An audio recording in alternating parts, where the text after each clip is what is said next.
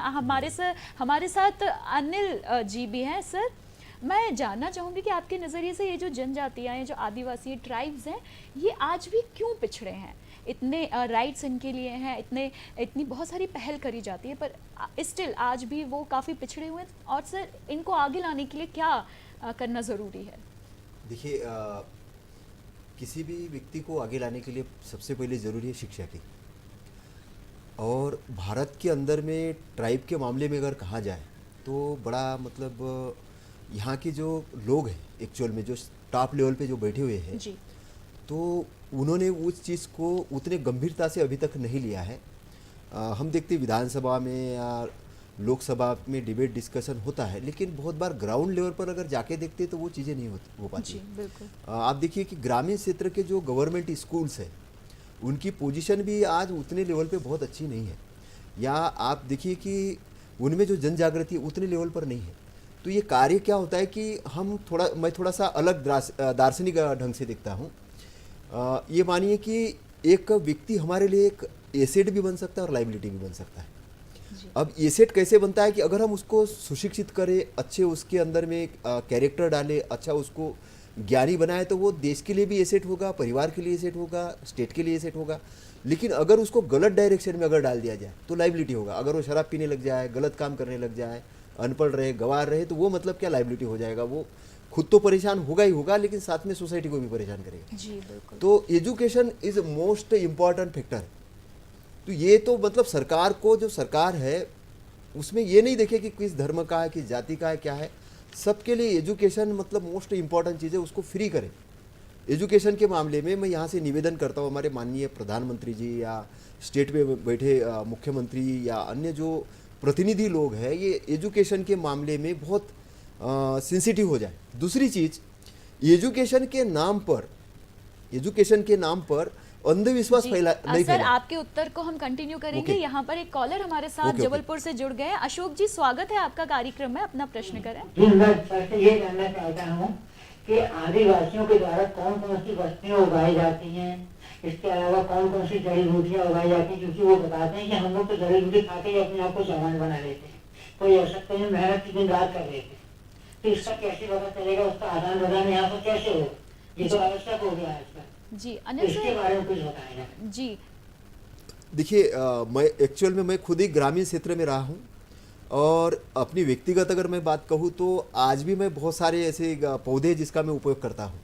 और सबसे बड़ी बात आपको बताता हूँ कि मैं बहुत कम मुझे डॉक्टर की ज़रूरत पड़ती है, क्योंकि मैं स्वास्थ्य के लिए मैं ऐसा देखता हूँ कि हमारे जो पौधे हैं उसके अंदर में बहुत सारे विटामिन्स है, मिनरल्स है, फाइटोफैक्टर्स है, फाइटोन्यूट्रिएंट्स है, बहुत सारे ऐसे चीज़ें हैं कि जहाँ तक हम अपने देश की बात कहें तो यहाँ पर लोग कैंसर से पीड़ित हो रहे हैं, डायबिटीज से पीड़ित हो रहे हैं। ये बीमारियाँ नहीं है एक्चुअल में, ये गलत खान पान का और प्रदूषण का नतीजा है। क्योंकि कहीं ना कहीं हम वो जो जंगलों को नष्ट कर रहे हैं, प्रदूषण को ख़राब कर रहे हैं। अभी मैं मेरे कॉलोनी की अगर बात करूँ जहाँ मैं रहता हूँ, तो बगैर हमको पूछे लोगों ने पेड़ काट दिए। मेरे को बड़ा दुख हुआ।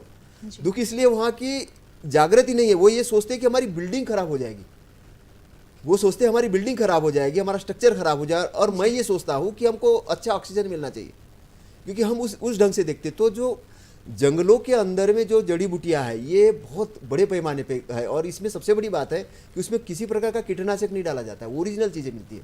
जी। तो ट्राइब लोगों को इसकी जानकारी है, लेकिन इसका व्यवसायीकरण किसी और ने कर लिया जी। है ना। उनसे जानकारी ले ली है।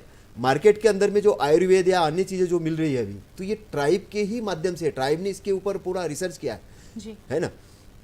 जी, शरद जी, आपका क्या कहना है? क्योंकि देखिए, जो आदिवासी, हमारे देश के जो आदिवासी हैं, वो काफ़ी प्रकृति के निकट रहते हैं। तो बिल्कुल उनका जड़ी बूटी और पेड़ पौधों से जो परिचय होता है वो काफ़ी कहिए क्लोज होता है। तो क्या ये एक कारण है?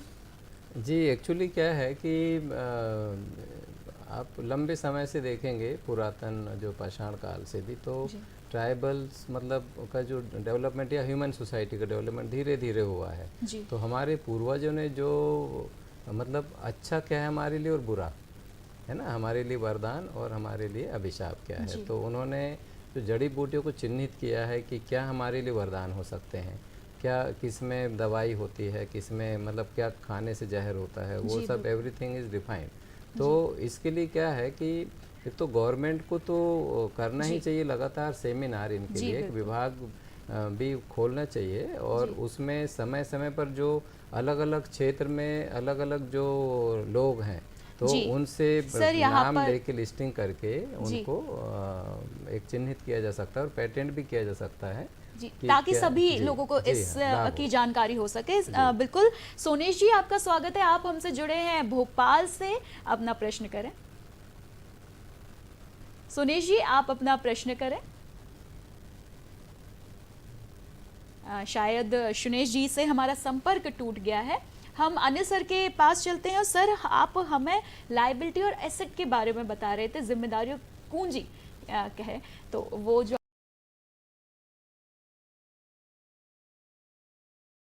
देश, यहाँ पर हम मैं बेसिक चीज़ से ये करूँगा, है ना। जी एक जैसे माता है हमारे लिए, एक माता मतलब धरती माता की भी हम बात करते हैं, धरती हमारी माता है। तो हमारी माता जो हमें पैदा करती है वो भी एक हमारी माता है। जी बिल्कुल। माता हमें पैदा करती है, तो एक माता जो है, तो यहाँ पर शक्ति की बात होती है, जैसे भारत के अंदर में है ना, मातृशक्ति, मातृ प्रधान देश रहा है। सर, मातृशक्ति के बारे में हम बिल्कुल बात करेंगे। सोनेश जी का संपर्क फिर से हमसे जुड़ चुका है। सोनेश जी, स्वागत है पुनः कार्यक्रम में, प्रश्न करें अपना। जी ये आदिवासी जो कलाकार हैं इनके लिए सरकार ने क्या क्या योजनाएं बनाई? जी बिल्कुल। शरद सर, इस प्रश्न का उत्तर देना चाहूंगी। फिर से रिपीट करें क्वेश्चन। जो आदिवासी कलाकार होते हैं, जी, जो उनके लिए क्या क्या सरकार के द्वारा योजनाएं बनाई गई हैं ताकि वो अपने कला को, अपने टैलेंट को आगे ला सकें और सहजता के साथ उसे रख सकें। जी, एक्चुअली इसमें मतलब अलग अलग विभाग हैं, जैसे डीआईसी है, उसमें जैसे आप कोई चीज़ बनाते हैं कोई जंगल से या लकड़ी से या कुछ कला है तो उसके लिए भी है। बाकी जो आर्ट का कला है, जो ड्राइंग करते हैं, तो अभी जैसे आप देखेंगे मंडला के कितने बड़े बड़े कलाकार हुए हैं, अंतर्राष्ट्रीय लेवल पर गए हैं। तो आप लोग भी जैसे अभी भी एक बैम्बू से जो अपनी कला से कुछ बर्ड्स वगैरह बनाकर लाए हैं, कि धर्मेंद्र जी ने, वो देखेंगे कुछ समय बाद। जी, तो इस तरह के लोग हैं, तो गवर्नमेंट भी मतलब उसको चिन्हित करती है, वो चाहती भी है, विभाग भी, क्योंकि आप ज़िले में देखेंगे तो हर ज़िले में डीआईसी के लोग या फिर कलेक्टर से जुड़े हुए, तो पूरे जो योजनाएं होती हैं या ग्रामीण विकास विभाग के, तो ऐसे कलाकारों को खुद ही वो लोग लाते हैं और अपना प्रोग्रेस दिखाने के लिए उनको प्रमोट भी करते हैं। तो आप लोग अपने ज़िले में संपर्क में रहिए और वहीं से शुरू होती हैं चीज़ें। ग्राम पंचायत वाले भी करते हैं या ब्लॉक वाले भी या जिला पंचायत वाले। तो 26 जनवरी 15 अगस्त में भी इनका जो है विशेष वो होता है। और अपने मतलब मैं तो ये जानता हूँ कि अपने जैसे मैंने जैसे जादव पायेंग जी हैं असम में, वो उनकी कला है सेवा की, तो उन्होंने 1360 एकड़ का जंगल अकेले ने खड़ा कर दिया। ये सेवा की भावना थी, ये कला है उनकी ना। जी तो उसी तरह का मतलब फिर एक पत्रकार ने उनकी स्टोरी बनाई, फिर एपीजे अब्दुल कलाम जी ने, जो राष्ट्रपति थे, उन्होंने उनको सम्मानित किया। इसके बाद में फिर प्रणब मुखर्जी जो थे राष्ट्रपति हुए, तो फिर उन्होंने उनको पद्मश्री से सम्मानित किया। तो इस तरह के जो प्रतिभाएं हैं उनको फिर और भी कई लोग हैं साउथ के जो उनको पद्मश्री मिला है। तो मतलब कला मतलब छिपती नहीं है, बस आप ये है कि आप सही जगह अपना पवित्र भाव से काम करते रहें और आप अच्छी कला होगी तो निश्चित रूप से आपको यदि सरकार नहीं करती तो जो पब्लिक है वो प्रमोट करती है आपको। वैसे सरकारें भी करती हैं और उनकी योजनाएं हैं, उसके तहत आप लोग लाभ लीजिए, जागरूक रहें, तो आपको और समाज को फ़ायदा होगा। जी बिल्कुल। सोनेश जी, भोपाल में स्थित जनजाति संग्रहालय, आप बिल्कुल वहाँ पर देख सकते हैं कि वो वहाँ पर बहुत सारी योजनाएं सरकार द्वारा चलाई जा रही हैं और वो ऐसा संग्रहालय है जहाँ पर ऐसी प्रतिभाओं को मौका भी दिया जाता है। समय समय पर बहुत सारी वर्कशॉप या फिर कहें एग्जीबिशंस लगाई जाती हैं जहाँ पर आप अपनी कला को प्रदर्शित कर सकते हैं। तो बिल्कुल कुछ ऐसी जानकारियों से आपको अपने आप को अपडेट रखना होगा। तो बिल्कुल ऐसा नहीं है कि आपको मौके के लिए मतलब ऐसे कलाकारों को मौका नहीं दिया जा रहा, बिल्कुल है। बस जो अंतर जो फ़र्क आ जाता है वो है इनके प्रति जागरूक और जानकारी रखने का। तो आप बिल्कुल उस संग्रहालय, जो जनजाति संग्रहालय है, वहाँ से जुड़ के बिल्कुल जानकारियाँ आप ले सकते हैं। और चलते हैं अनिल सर के पास। सर, आपकी एक बुक है निब्बान, तो उसके बारे में मैं चाहूँगी आप जिक्र करें। सबसे पहले तो इसका मतलब हमारे दर्शकों को बताएं आप। निब्बान एक्चुअली ये शब्द है, ये पाली से आया है। और पाली ये हमारी बहुत पुरानी एक लैंग्वेज है ना, पाली है, प्रकृत है, या जो हमारी मूल बेसिक जो चीज़ें हैं। जी तो निब्बान का अर्थ जो होता है वो है, एक्चुअली ये जो शब्द है ये पाली के अंदर में पहली बार तथागत महामानव गौतम बुद्ध ने इसका व्याख्यान किया है। और इस पर रिसर्च होना बहुत ज़रूरी है, क्योंकि ये बहुत बड़ा सब्जेक्ट है। एक्चुअल में बड़ा सब्जेक्ट में इसलिए कि इसमें बहुत कम समय में इसके बारे में बताना बड़ा मुश्किल होगा, लेकिन मैं आपको यही बताना चाहूँगा कि हम जब इनलाइटमेंट के बारे में जब बात करते हैं, इनलाइटमेंट ज्ञान के बारे में बात करते हैं, तो ज्ञान का जो स्तर होता है, जो लेवल होता है, ये जो हमारा सबकॉन्शियस माइंड या चित्त जो होता है, जब ये शांत स्थिति में पहुंचता है, शांत स्थिति में पहुंचता है, तो आप देख रहे होंगे कि ऑटोमेटिक आपको प्रसन्नता आती है। जी बिल्कुल है ना, ऑटोमेटिक आपको बहुत अच्छे थॉट प्रोसेस आता है। और जितने भी वर्ल्ड के अंदर भी जो इन्वेंशन हुए हैं, इस लेवल पर जाके ही लोग इन्वेंशन करते हैं, क्योंकि आप पूरे ब्रह्मांड के साथ जुड़ते हो। तो आपका जो अपना व्यक्तित्व जिस स्थान पर जुड़ता है, जहाँ पर हाईएस्ट हैप्पीनेस होता है, उस एरिया को निब्बान कहा गया है। बड़े दुख की बात है कि मैं भारत के अंदर में पैदा हुआ हूँ, मैं इसलिए बोल रहा हूँ दुख के कारण कि इस पर मैंने 2010 में लिखा है, लेकिन इस पर मुझे रिसर्च का अवसर नहीं मिला। जी सब्जेक्ट को ऐसा रखा गया कि इसका जब मैंने उद्घाटन किया तो मुझे लोगों को आमंत्रित करना पड़ा कि आइए भाई, भोजन की व्यवस्था भी मैं करूँगा और मेरी बुक का ये करना है। अगर मैं जापान में पैदा होता जी तो गवर्नमेंट वहाँ की मुझे बुलाती, रिसर्च करती कि ये आपने कौन से सब्जेक्ट ये किया है, क्योंकि इसके ऊपर 3 लाइनें लिखी है कि अनंत शक्तिशाली, परम शांत और परम सुख की दुनिया का शोध। क्योंकि आपका जन्म जो होता है किसी ऑब्जेक्ट को लेके होता है, जी बिल्कुल जन्म मरण, इससे मुक्ति पाने का जो रास्ता है वो निब्बान है, जी इनलाइटमेंट। भारत की इसमें जैसे बहुत से संत व्याख्या करते हैं मोक्ष या मुक्ति, वही ये मोक्ष और मुक्ति का नाम ही निब्बान है। जी बिल्कुल बिल्कुल।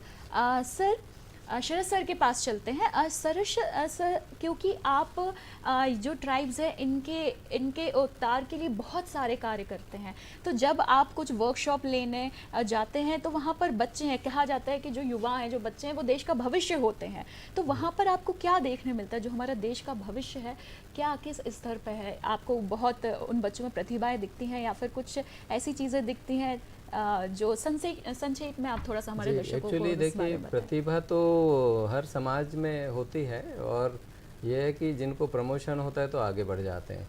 पर आज जो है जिस तरीके से समाज में मतलब एक नशा का चलन है, या मोबाइल से जो लोग एक प्रदूषित हो रहे हैं। मैंने अभी गांव में समर कैंप चलाया था, और उसमें मैंने देखा कि बच्चियों का बहुत अच्छा उसमें भागीदारी रही, पर जो बच्चे थे लड़के, तो उनकी भागीदारी कम रहती थी। और उनका ये है कि मैंने देखा है कि जो लड़के हैं उनको काफ़ी स्वतंत्रता रहती फैमिली में, तो वो गलत दिशा की ओर भी जा रहे हैं। मतलब उनके जो गलत वीडियो देखना, मतलब इंटरनेट का सही उपयोग नहीं करना, तो ये मोबाइल वरदान भी हो सकता है और अभिशाप भी हो सकता है। तो अभी नशा और ये सब चीज़ें समाज में है, जो मोबाइल है, इसके कारण से बहुत गलत कल्चर जा रहा है अपने समाज में। तो अपने जो टीचर्स और परिवार, माता पिता, इनकी जिम्मेदारी है कि इनको एक सही संस्कार में रखें, अपने जागरूक खुद रहें, और बच्चों को भी ऐसे इसमें रखें कि वो सही दिशा में जाएं, मॉनिटरिंग करें।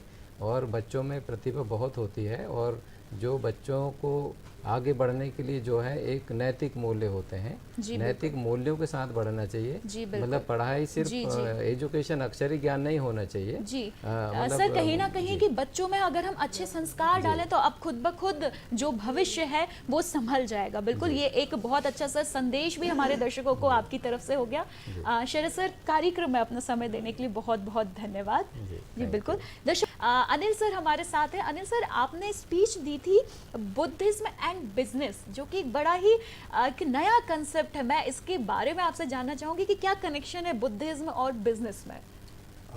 बुद्धिज्म और बिजनेस में कनेक्शन ये मैडम ऐसा है कि जितने बिजनेसेस फेलियर होते हैं जी, फेलियर होने का जो मूल कारण है जी, मूल कारण ये होता है कि उसमें कहीं ना कहीं बिजनेस के अंदर में व्यक्ति एक तो लर्निंग में नहीं रहता है जी। तो बुद्धिज्म क्या करता है कि लर्न करने के लिए व्यक्ति को तैयार करता है सबसे पहले, कि नई चीज़, जो चीज़ आपने जानी है वो जानी है, लेकिन नई चीज़ आपको डिसाइड करनी है जो आप करना चाहते हैं। जी। क्योंकि बुद्धिज्म जिस प्रकार से बुद्धिज्म का प्रचार प्रसार होता है एक धर्म के रूप में होता है, जी। तो बुद्धिज्म एक धर्म नहीं है। सबसे पहले मैं आपको बात बता दूं, बुद्धिज्म एज ए धम्म, और धम्म यानी लॉ ऑफ नेचर, जिसको पाली के अंदर कहते हैं प्रतीत समुत्पाद, कार्य कारण का सिद्धांत। कोई भी घटना जब घटती है उसका कोई कारण होता है। तो जैसे हम कुछ करना चाहते हैं तो पहले हमको अपना वाई ढूंढना पड़ेगा कि मुझे वो चीज़ क्यों करनी है, तो अपने अंदर से वो डिजायर निर्माण करना पड़ता है। तो हम अगर एक बड़ा बिजनेस करना चाहते हैं, हम बोलते हैं कि हम विश्वगुरु बनना चाहते हैं, एक एग्जाम्पल के बारे में अगर हम कहें कि हम विश्वगुरु बनना चाहते हैं, तो हमारा थॉट प्रोसेस विश्वगुरु वाला होना चाहिए। जैसे एग्जाम्पल के रूप में अगर मैं सम्राट अशोक की बात कहूँ, तो सम्राट अशोक के समय में पूरा भारत जो जम्बूद्वीप था बहुत बड़ा था, मतलब 13 टुकड़े हो चुके हैं, जी। है ना। अगर मैं बुद्धिज्म और बिजनेस के बारे में बात कहूँ तो जापान जैसी कंट्री है, जापान एक बहुत छोटी कंट्री है, बहुत मतलब मध्य प्रदेश की इतना उसका भौगोलिक एरिया होगा, लेकिन वर्ल्ड के अंदर में उसकी कंपनियां राज कर रही है। और हम बड़े इससे बोलते हैं कि मेड इन जापान, लेकिन क्या हमने मेड इन इंडिया को ऐसा, और वर्णवाद और अपने धर्मों के अंदर में इसमें लड़ाई कर रहे हैं, और पड़ोसी से हम कैसे आगे जाए, बस पड़ोसी के पास कार है तो हमारे पास इतने होने चाहिए, यहाँ तक हम लोग, लेकिन हम वर्ल्ड वाइड नहीं सोच पा रहे। उसका रीज़न ये है कि हम बुद्धिज्म को ही धर्म भी बना दिया। बुद्धिज्म एक महासमुंदर है, जी। और हमारे लिए बड़ी गर्व की बात है कि महामानव तथागत गौतम बुद्ध, जो सिद्धार्थ गौतम थे, इन्होंने शोध किया है यूनिवर्स के जो अच्छी चीज़ें उसका, और उसका कनेक्टिविटी हमारे इंटरनल से होती है। सबसे पहली बात तो मैं जो बात कहना चाह रहा था, बुद्धिज्म और इंटरनेशनल बिजनेस से रिलेशन क्या है, वो हमारे से रिलेशन है। हम एक व्यक्ति है कि जो एक संगठन बनाता है, क्योंकि एक अकेला व्यक्ति कुछ नहीं करता। जैसे कि मान के चलो कि एक गीत अगर हमें अच्छा गाना है तो सब लोगों की ज़रूरत पड़ती है, बांसुरी बजाने वाला, लिखने वाला, कंपोजिंग करने वाला, सारी कैमरामैन और पब्लिक तक पहुंचाने। तो ऐसा ही बिजनेस भी होता है, तो बिजनेसमैन के लिए वो ज़रूरी है। तो पूरा का पूरा मतलब संगठन होता है, संगठन का प्रशिक्षण के बाद में हम कौन सा बिजनेस कर रहे हैं उसका मार्केटिंग, और उसके साथ में सबसे बड़ी इंटीग्रिटी कि एक दूसरे को लाभ पहुंचाना, जी, जी। है ना। तो ये कहाँ से निर्माण होगा, फिर कैरेक्टर उस प्रकार से कैरेक्टर निर्माण करना, तो एक तैयार करना। और ये किसका काम है, गुरुओं का काम है, स्कूल का काम है, घर में माता पिता का काम है, इस प्रकार का एक मीडिया का काम है, सरकारों का काम है। एक बड़े पैमाने पर एक आंदोलन की जरूरत पड़ेगी इस चीज़ के लिए, अगर हमको भारत को उस लेवल पर ले जाना है। जी, तो जी। इंटरनेशनल बिजनेस से रिलेशन मेरा यही है कि हम, जैसे इन्होंने मान के चलो कि ये जो भाई साहब है, इन्होंने जो अपना चिड़िया बनाए, अभी ये अकेला कुछ बना रहे हैं और ये बेच रहे हैं, लेकिन अगर इसको मशीनी के माध्यम से हम तैयार करें, इंटरनेशनल मार्केट दे, तो यही करोड़ों अरबों का टर्नओवर करेगा, जी। यही बिजनेस। मतलब ये अगर यहाँ पर अब 2 व्हीलर से या 4 व्हीलर से आए होंगे तो ये मर्सिडीज में भी आ सकते हैं, और देश के लिए एक बहुत बड़ा जीडीपी और टैक्स के रूप में भी एक योगदान दे सकते हैं। मतलब बिजनेस का रिलेशन है। आज हम क्या है, बाहर की वस्तु बना के हम बाहर अपना पैसा दे रहे हैं, देश की इकोनॉमी को हम स्ट्रांग कर सकते हैं। जी। हमको लोन की जरूरत नहीं पड़ेगी, हम लोन देने वाले बन जाएंगे, जी, बिल्कुल। है ना। पूरा कर्जा उतर जाएगा को अगर मतलब उस लेवल का अगर तैयार किया गया तो। जी, बिल्कुल, आपने बहुत अच्छी बात कही। एक तो चरित्र निर्माण को लेकर, जो कि बचपन, ये जो बीज है कहीं ना कहीं बचपन में ही डल जाता है बच्चों में, तो बहुत अच्छा होता है, क्योंकि एक उम्र के बाद जब परिपक्वता आ जाती है तो बदलाव बहुत मुश्किल हो जाते हैं। और दूसरी बात जो आपने कही वो ये कि एक व्यक्ति से कोई बड़ा कार्य किसी एक व्यक्ति से केवल संभव नहीं है, उसमें अगर वही एक कार्य में अगर 4 लोग और जुड़ जाते हैं तो वो कार्य बड़े स्तर पर जुड़ जाता है।